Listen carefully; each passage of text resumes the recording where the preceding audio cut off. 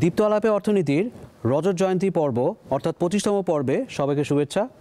আমি আশ্রয় চৌধুরী। আলাপে অর্থনীতি পরিবার, দীপ্ত টিভি পরিবার এবং কাজী ফার্মস পরিবারের পক্ষ থেকে আপনাদের সবাইকে অসংখ্য ধন্যবাদ আমাদের সাথে থাকার জন্য। আশা করি ভবিষ্যতেও আপনারা আমাদের সাথে থাকবেন। আজকের পর্বে আমরা একটা প্রশ্ন জিজ্ঞেস করব, কনজিউমার ইকুইলিব্রিয়াম অর্থাৎ ভোক্তার সাম্যাবস্থা কী? আসুন শুরু করা যাক। গত দুটি পর্বে মিজানের মার সামনে তিনটি ইনডিফারেন্স কার্ভ বা নিরপেক্ষ রেখা ছিল, I1, I2 এবং I3। ওনার নির্বাচনের ব্যাপারে পূর্ণ স্বাধীনতা ছিল এবং স্বাভাবিকভাবে উনি I3 যে ইনডিফারেন্স কার্ভটা সবার উপরে ছিল ওইটাই নির্বাচন করেছেন। কিন্তু গত পর্বের শেষের দিকে আমরা বলেছিলাম যখন উনি কনস্ট্রেন্ট অভাব বা স্কেরসিটির সম্মুখীন হবেন তখন ওনার কিন্তু স্বাদ থাকলেও শান্তি থাকবে না, ইচ্ছা থাকলেও উপায় থাকবে না।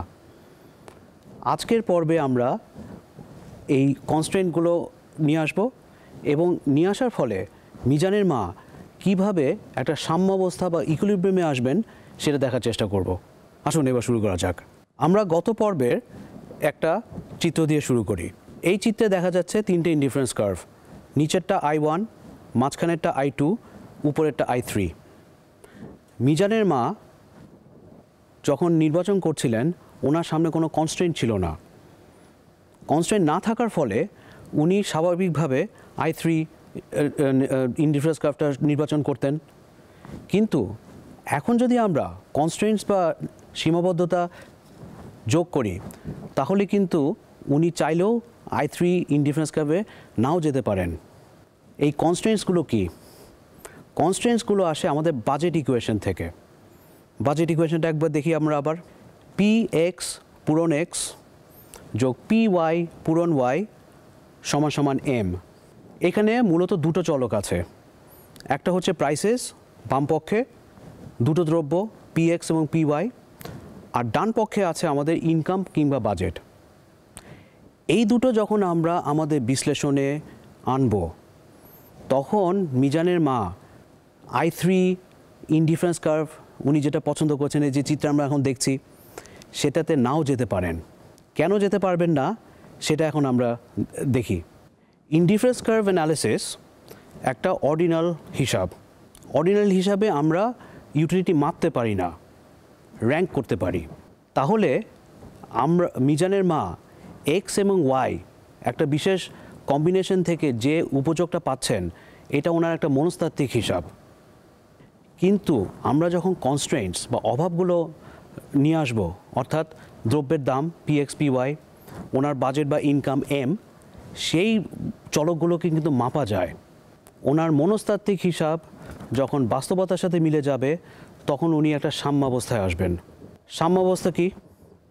সাম্যাবস্থা আমরা বাটখারা দিয়ে অনেকবার বলেছি যে বাটখারা যখন এরকম থাকবে তখন ফার্দার চেঞ্জ আর প্রয়োজন হবে না। এইরকম হলে আমরা চেঞ্জ করতে চাবো, এইরকম হলেও আমরা চেঞ্জ করতে চাবো। কিন্তু এইরকম যদি হয় তখন আমাদের সামনে এটার পরিবর্তন করার আর কোনো প্রয়োজন দেখা দিবে না। এটাই আমাদের সাম্যাবস্থা বা ইকুইলিব্রিয়াম। ইকুইলিব্রিয়াম কন্ডিশনটা ব্যাখ্যা করার আগে আমরা ইকুইলিব্রিয়াম কন্ডিশনটা একবার একটু দেখি। ইকুইলিব্রিয়াম কন্ডিশনটা আমরা কীভাবে লিখছি? MRS অফ XY সমান সমান PX বাই PY।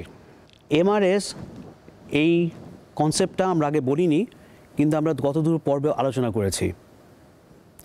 এটা হচ্ছে ইনডিফারেন্স কার্ভের স্লোপ বা ঢাল।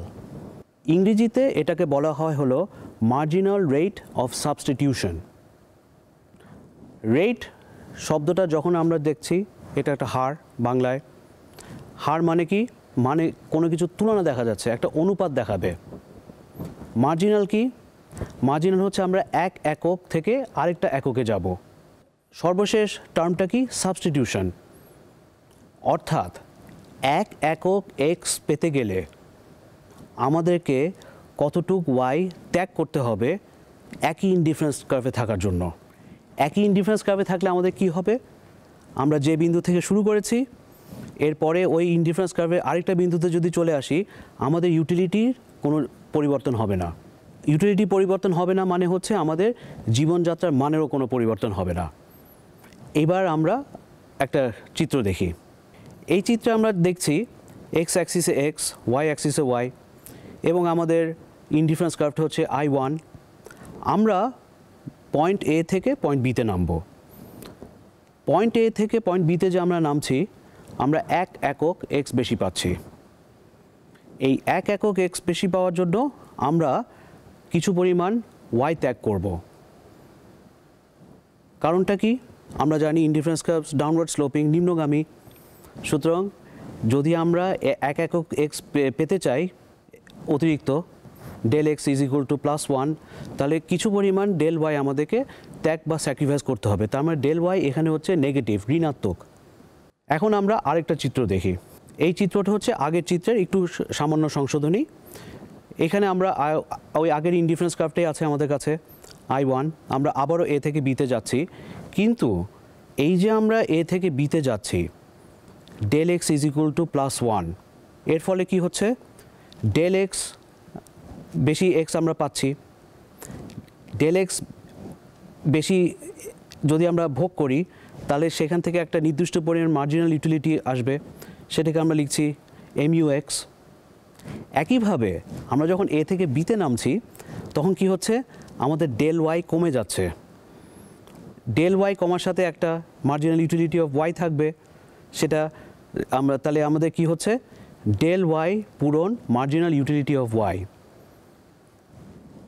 আমাদের তো এ থেকে বিতে নামার সময় ওয়াইয়ের পরিমাণ কমে যাচ্ছে, তাহলে ডেল ওয়াই যেহেতু নেগেটিভ, ডেল ওয়াই পূরণ মার্জিনাল ইউটিলিটি অফ ওয়াই এটাও নেগেটিভ হবে। তাহলে এ থেকে বিতে যে আমরা যাচ্ছি, আমাদের টোটাল ইউটিলিটি কিভাবে পরিবর্তিত হচ্ছে?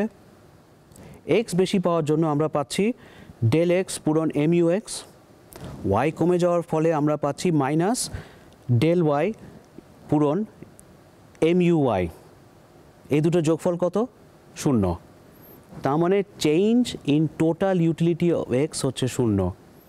তার মানে আমরা একই ইনডিফারেন্স কার্ভেই আছি। আমাদের ইউটিলিটি এতেও যা ছিল এক্স আর ওয়াই থেকে, বিতেও তাই আছে এক্স আর ওয়াই থেকে। অর্থাৎ আমাদের জীবনযাত্রার মানের কোনো পরিবর্তন হয় নাই। এখন আমরা বাজেট কনস্ট্রেন্টটা আবার নিয়ে আসি। বাজেট কনস্ট্রেন্টটা আমরা 19 এবং 20তম পর্বে আমরা দেখেছি। সেখানে আমরা কীভাবে লিখেছিলাম বাজেট কনস্ট্রেন্টটাকে? আমাদের দুটো দ্রব্য আছে এক্স আর ওয়াই, এই দুটো দ্রব্যের দাম হচ্ছে PX এবং PY, এবং আমাদের একটা নির্দিষ্ট বাজেট বা নির্দিষ্ট ইনকাম আছে একটা নির্দিষ্ট সময়ে। আমাদের সময় হচ্ছে 1 সপ্তাহ। তাহলে বাজেট কনস্ট্রেন্ট বা বাজেট ইকুয়েশন আমরা যাই বলি না কেন, এটার মান কি দাঁড়াবে? PX পূরণ X যোগ PY পূরণ Y সমান সমান M। আচ্ছা, এখান থেকে আমরা স্লোপ বের করতে চাই। আমরা সামান্য কিছু ম্যাথমেটিক্যাল ম্যানিপুলেশন করছি। আমরা PXX যোগ PYY সমান সমান M দিয়ে শুরু করছি। এরপরে লাইনে আমরা দেখছি আমরা PXX ডান দিকে নিয়ে যাচ্ছি। তাহলে আমাদের দ্বিতীয় লাইনে আমাদের ইকুয়েশনটা কি দাঁড়াবে? দাঁড়াবে হলো PY পূরণ Y সমান সমান মাইনাস PX পূরণ X যোগ M। এরপরে আমরা দুই পক্ষকে PY দিয়ে ভাগ করি। তাহলে তৃতীয় লাইনে আমাদের কি আসছে? Y is equal to minus PX by PY পূরণ X যোগ M ডিভাইডেড বাই PY। এই যে 3 নাম্বার লাইনে ইকুয়েশন বা সমীকরণের যে ফর্মটা আমরা দেখছি, সেটার সাথে কি y is equal two mx plus k এটার মিল আছে না? আমরা হাই স্কুল ম্যাথমেটিক্স থেকে জানি একটা সরলরেখা যদি আমরা y is equal two mx plus k এভাবে লিখি, তাহলে x এর সাথে যে সহগটা বা কোএফিশিয়েন্টটা আছে ওইটাই হচ্ছে ওই সরলরেখার ঢাল। তাহলে এই ক্ষেত্রে আমাদের সরলরেখার ঢাল কি হবে? Minus px divided by py। আমরা বলেছি যখনই আমরা কনস্ট্রেন্ট আনছি, এই কনস্ট্রেন্টগুলোকে সুনির্দিষ্টভাবে মাপা যায়। অর্থাৎ এটা বাস্তব, এটা মনস্তাত্ত্বিক ব্যাপার নয়। 19 এবং 20তম পর্বে আমরা যে PX পূরণ X যোগ PY পূরণ Y সমান সমান M লিখেছি, এটার একটা নিউমেরিক্যাল একটা এক্সাম্পল আমরা দিয়েছিলাম। এক্সাম্পলটা কী ছিল? 20x plus 10y is equal two 200। তাহলে x এর সাথে 20 আছে, y এর সাথে 10 আছে, তাহলে PX বাই PY কী দাঁড়াবে? মাইনাস 20 ডিভাইডেড বাই 10, অর্থাৎ -2/1। 2/1-এর অর্থ কি? মিজানের মা যদি 1 ইউনিট এক্স বেশি কিনতে চান, ওনাকে অবশ্যই 2 ইউনিট ওয়াই স্যাক্রিফাইস করতে হবে। এখানে মনস্তাত্ত্বিক ব্যাপার নাই, কারণ পিএক্সের মান হচ্ছে 20, পিওয়াইয়ের মান হচ্ছে 10। এক্সের দাম ওয়াইয়ের 2 গুণ বেশি। একইভাবে উনি যদি 2 একক ওয়াই ত্যাগ করেন, তার বিনিময়ে উনি 1 একক এক্স বেশি পাবেন। এখানে মনস্তাত্ত্বিকের ব্যাপার নাই। যেমন আমরা ইনডিফারেন্স কার্ভ বা অর্ডিনাল অ্যানালিসিসে বলেছিলাম যে 1 ইউনিট এক্স পাওয়ার জন্য মিজান আমাকে জিজ্ঞেস করেছে আপনি কতটুকু ওয়াই ত্যাগ করতে ইচ্ছুক। উনি ওনার হিসাব মতো একটা কিছু বলেছিলেন, কিন্তু যখন উনি পিএক্স আর পিওয়াই এবং এম এই তিনটা জানবেন, তখন কিন্তু উনি বলতে পারবেন না, না আমি পিএক্স আর পিওয়াই 2 গুণ না, আমি 1.5 গুণ হিসাবে সাবস্টিটিউট করতে চাই। সেটা উনি আর পারবেন না। তাহলে এখন আমরা আমাদের ইকুইলিব্রিয়াম কন্ডিশনে আবার ফিরে যাই। আমাদের ইকুইলিব্রিয়াম কন্ডিশনে আমরা বলছি MRS of X Y is equal to PX by PY. এখন এমআরএস অফ এক্স ওয়াইটাকে আমরা এখন লিখি এমইউএক্স বাই এমইউওয়াই। তাহলে মিজানের মার বাম পক্ষটা আমরা যে ফর্মেই লিখি, এটা ওনার মনস্তাত্ত্বিক ব্যাপার। 1 ইউনিট এক্স বেশি পাওয়ার জন্য উনি কতটুকু ওয়াই ত্যাগ করতে ইচ্ছুক। ডান পাশটা কি? ডান পাশটাতে হচ্ছে পিএক্স বাই পিওয়াই। আমাদের নিউমেরিক্যাল এক্সাম্পলে পিএক্স বাই পিওয়াই কী ছিল? আমাদের নিউমেরিক্যাল এক্সাম্পলে পিএক্স বাই পিওয়াই ছিল 2/1। অর্থাৎ 1 ইউনিট এক্স যদি উনি পেতে চান, ওনাকে অবশ্যই 2 ইউনিট ওয়াই ত্যাগ করতে হবে। এর বেশিও করতে পারবেন না চাইলেও, এর কমও করতে পারবেন না।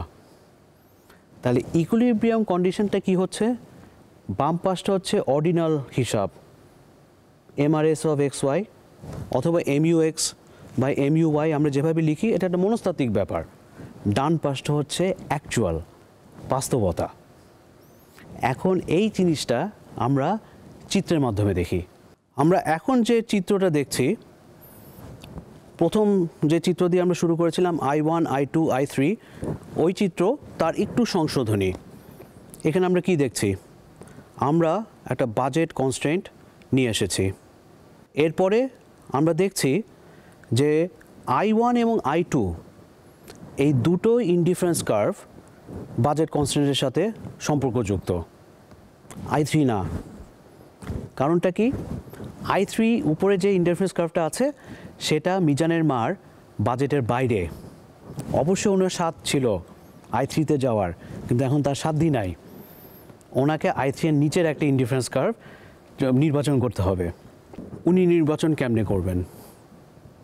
এই ক্ষেত্রে গণিতে আমরা অপটিমাইজেশন বা সর্বোচ্চীকরণ বা সর্বনিম্নকরণ যেটাই আমরা করি, সেখানে আমরা দুটো শর্ত বলি। একটা হচ্ছে first order condition, second order condition.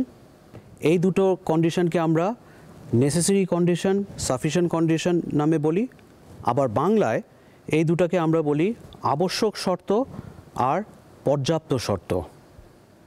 আবশ্যিক শর্তটা কি বা নেসেসারি বা ফার্স্ট অর্ডার?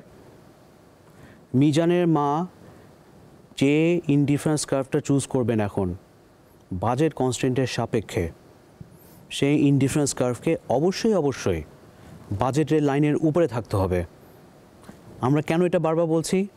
উনি বাজেট লাইনের বাইরে যেতে পারবেন না, ভালো কথা, কিন্তু বাজেট লাইনের নিচে যদি কোনো বিন্দু উনি নির্বাচন করেন, উনি ওনার কনসামশনকে ম্যাক্সিমাইজ করেন নাই। তাহলে ওনাকে আমরা এখানে 3টা বিন্দু নিচ্ছি, এ বি সি। এই 3টা বিন্দুই কিন্তু দুইটা ইনডিফারেন্স কার্ভের সাথে সম্পর্কযুক্ত। এই 3টা বিন্দুই বাজেট লাইনের উপরে আছে। ঠিক আছে, তাহলে আমাদের নেসেসারি কন্ডিশনটা ফুলফিলড হলো। Sufficient condition, second order condition বা পর্যাপ্ত শর্ত, এইটা কি? এইটা হচ্ছে মিজানের মা বাজেট কনস্ট্রেন্টের সাপেক্ষে ওনার ইউটিলিটি বা উপযোগ ম্যাক্সিমাইজ করতে চাচ্ছেন, সর্বোচ্চীকরণ করতে চাচ্ছেন। তাহলে ওনাকে অবশ্যই ওই বাজেট কনস্ট্রেন্টের সাথে সম্পর্কযুক্ত সর্বোচ্চ ইনডিফারেন্স কার্ভটা নির্বাচন করতে হবে। এই সর্বোচ্চ ইনডিফারেন্স কার্ভটা কোথায় আমাদের চিত্রে? বি বিন্দুতে। এই বি বিন্দুতে যে আমরা দেখছি এই বি বিন্দুটা কোন ইনডিফারেন্স কার্ভের সাথে সম্পর্কযুক্ত? I2। তাহলে এখন প্রশ্ন হচ্ছে পয়েন্ট এতে আর পয়েন্ট সি এই দুটো নেসেসারি কন্ডিশন ফুলফিল করছে, কিন্তু সাফিসিয়েন্ট কন্ডিশন ফুলফিল করছে না কেন? আমাদের চিত্রে পয়েন্ট এতে আমরা কি দেখছি? মিজানের মা বাজেট লাইনের উপরে আছেন, মিজানের মা ইনডিফারেন্স কার্ভ I1-এ আছেন। পয়েন্ট এতে যে ট্যানজেন্টটা আমরা দেখছি তার ঢালটা হচ্ছে MRS অফ XY অথবা MUX ডিভাইডেড বাই MUY। এই ঢালটা বাজেট লাইনের যে ঢাল PX বাই PY তার চেয়ে বেশি স্টিপ, তার চেয়ে বেশি খাড়া। এতে কি বোঝাচ্ছে? মিজানের মা এ বিন্দুতে X এবং Y যেভাবে অ্যালোকেট করছেন, উনি যদি আরেকটু পরিবর্তন করে যে বিয়ের দিকে আগাতে থাকেন, উনি কি ওনার লাভটা কি হবে? উনি আর একটু উচ্চতর ইনডিফারেন্স কার্ভে যাবেন। তাহলে পয়েন্ট বি মিজানের মার জন্য পয়েন্ট এর তুলনায় অনেক ভালো। উনি বাজেট লাইনেও থাকতে পারছেন, আবার হায়ার ইনডিফারেন্স কার্ভেও যেতে পারছেন। একইভাবে পয়েন্ট সিতে আমরা কি দেখছি? পয়েন্ট সিতে আমরা যে ট্যানজেন্টটা এঁকেছি সেখানে MRS of XY PX by PY অর্থাৎ বাজেট কনস্ট্রেন্টের যে স্লোপটা আছে তার চেয়ে কম খাড়া। বিপরীত যুক্তিটা হবে এর সাথে যখন আমরা দেখেছিলাম এইখানে মিজানের মা যদি ওনার X এবং Y যে অ্যালোকেশন উনি করেছেন একটু যদি পরিবর্তন করেন, ওনার লাভটা কী হবে? উনি বাজেট লাইনের উপরেই থাকবেন, নেসেসারি কন্ডিশন ফুলফিল করবেন, কিন্তু উনি বিয়ের দিকে আগাতে পারবেন। বিয়ের দিকে আগালে ওনার কি হবে? উনি হায়ার ইনডিফারেন্স কার্ভে যাবেন। এখন দেখি পয়েন্ট বিটা আমরা দেখি এখানে আমাদের দুটো শর্ত পূরণ হয়েছে কি না। পয়েন্ট বিতে মিজানের মার ইনডিফারেন্স কার্ভের স্লোপটা কি? ওনার মনস্তাত্ত্বিক ব্যাপার MRS অফ XY অথবা MUX divided by MUY। Point বিতে মিজানের মার যে বাজেট কনস্ট্যান্ট উনি সম্মুখীন হচ্ছেন, এই বাজেট কনস্ট্যান্টের স্লোপটা কি? PX by PY। তাহলে আমাদের দুটো শর্ত এখানে পূরণ হচ্ছে।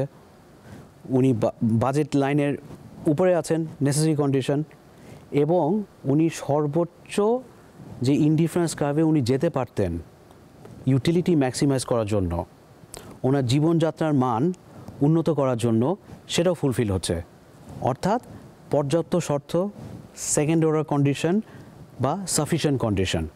তাহলে বি বিন্দুতে মিজানের মা ভোক্তার সাম্যাবস্থা বা কনজিউমার ইকুইলিব্রিয়ামে পৌঁছে গেছেন। এখান থেকে উনি ফার্দার চেঞ্জ করবেন। ঠিক আছে, দেখি উনি যদি বি থেকে এর দিকে আগান, উনি অবশ্যই বাজেট কনস্ট্যান্টে থাকবেন, কিন্তু লোয়ার ইনডিফারেন্স কার্ভে যাবেন। ইউটিলিটি ম্যাক্সিমাইজ হলো না, জীবনযাত্রার মানও ম্যাক্সিমাইজ হলো না। উনি বি থেকে সি এর দিকে যাবেন, ঠিক আছে, যান। উনি কী হবে? উনি লোয়ার ইনডিফারেন্স কার্ভে যাবেন এবং ওনার ইউটিলিটি ম্যাক্সিমাইজড হবে না। তাহলে পয়েন্ট বিতে MRS অফ XY সমান সমান PX বাই PY আমাদের নেসেসারি কন্ডিশন, আবশ্যিক শর্ত, ফার্স্ট অর্ডার কন্ডিশন, এবং sufficient condition, second order condition, পর্যাপ্ত শর্ত, এই দুটো শর্তই পূরণ হচ্ছে। এবং এইখানেই মিজানের মা X স্টার পরিমাণ X, Y স্টার পরিমাণ Y উনি ক্রয় করবেন ওনার বাজেট কনস্ট্যান্টের সাপেক্ষে, এবং এই X স্টারটা হচ্ছে ওনার অপটিমাম X, Y স্টারটা হচ্ছে অপটিমাম Y। অর্থাৎ ওই সপ্তাহে মিজানের মা বাজারে গিয়ে, উনি বাজারে যাওয়ার আগে উনি অনেক কিছুই চিন্তা করেছিলেন। বাজারে যাওয়ার পর উনি দেখলেন এই সপ্তাহে X স্টার পরিমাণ ব্রয়লার মুরগি মিজানকে দেবেন এবং Y স্টার পরিমাণ তেলাপিয়া মাছ মিজানের ছোটো বোন কাকুলিকে দেবে। আগামী পর্বে আমরা এই যে MRS of XY is equal to PX by PY, এটা একটা নির্দিষ্ট বাজেট কনস্ট্যান্টের সাপেক্ষে আমরা ভোক্তার সাম্যাবস্থা বা কনজিউমার ইকুইলিব্রিয়াম দেখলাম। ভোক্তার সাম্যাবস্থা যেটা আমরা এখন দেখলাম, এমআরএস অফ এক্স ওয়াই সমান সমান পিএক্স বাই পিওয়াই, এটা একটা নির্দিষ্ট বাজেট কনস্ট্যান্টের সাপেক্ষে দেখলাম। এখন বাজেট কনস্ট্যান্ট যদি চেঞ্জ হয়ে যায়, মিজানের মা I3-তেও যেতে পারেন, আবার মিজানের মা I1-এও নেমে যেতে পারেন। সেইটা কিভাবে হবে, নতুন ইকুইলিব্রিয়াম বা নতুন সাম্যাবস্থা কিভাবে আসবে, সেটা আমরা আগামী পর্বে দেখব। আমাদের ফেসবুক পেজে লাইক দিবেন, কমেন্ট করবেন, সাবস্ক্রাইব করবেন। আমাদের ইউটিউব চ্যানেলে লাইক দেবেন, কমেন্ট করবেন, সাবস্ক্রাইব করবেন। আগামী পর্বে আপনাদের সাথে আবার দেখা হবে। সেই পর্যন্ত ভালো থাকবেন, সুস্থ থাকবেন।